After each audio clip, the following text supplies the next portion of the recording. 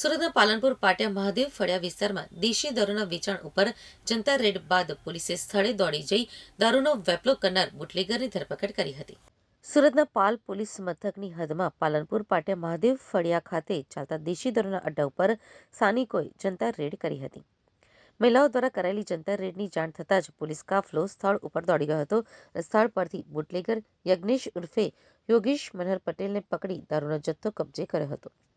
તો આરોપી વિરુદ્ધ અગાઉ પણ અનેક ગુનાઓ નોંધાયા હોવાની વાત સાથે પાલ પોલીસે અત્યાર સુધી પાલનપુર ગામમાં 32 વખત દરોડા પાડ્યા હોવાનું અને વર્ષ 2025માં પાલ પોલીસે પ્રોહિબિશનના 330 કેસ કર્યા હોવાનું એસીપીએ જણાવ્યું હતું. ગત તારીખ 25/12/2025ના મોડી સાંજે આ વિસ્તારમાં આવેલ પાલનપુર પાટિયા વિસ્તારમાં મહાદેવ ફળિયામાં સ્થાનિક રહેવાસીઓ દ્વારા દેશી દારૂના વેચાણ થતું હોવાની ફરિયાદ કરવામાં આવેલ હતી અને સ્થાનિક રહેવાસીઓ દ્વારા ત્યાં પહોંચી ગયા હોવાનું કંટ્રોલ રૂમ દ્વારા કોલ આવેલ હતો. આ બનાવ અંગે અત્રેના પોલીસ સ્ટેશન કે જે પાલ પોલીસ સ્ટેશન એન ડિવિઝન તથા ઝોન 7 વિસ્તારમાં આવેલ છે તે વિસ્તારની પોલીસ ટીમે સ્થળ પર પહોંચીને ગુનો દાખલ કરેલ છે.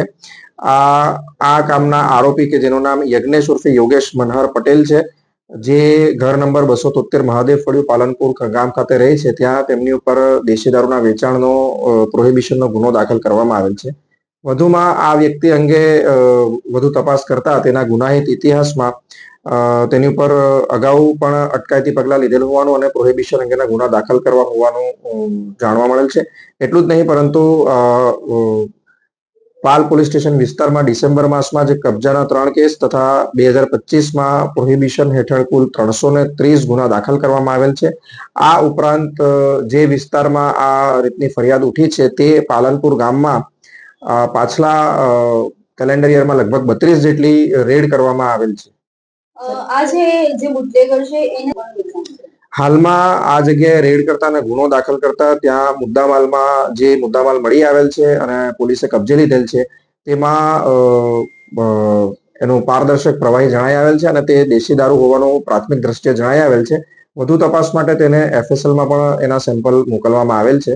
FSL રિપોર્ટ મળતા જાણવા મળશે કે તે દેશી દારૂનો કયો પદાર્થ છે.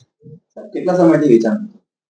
આ અંગે પોલીસને ગઈકાલે સાંજે સ્થાનિકો દ્વારા જાણ કરવામાં આવેલ હતી અને એ અનુસાર પોલીસે ત્યાં રેડ કરી હતી અને ચોરી છુપીથી એ કેટલા સમય દ્વારા વેચાણ કરી રહ્યો હતો તે અંગે તેના રિમાન્ડ લઈને તેને પૂછપરછ કરવાની જારી છે.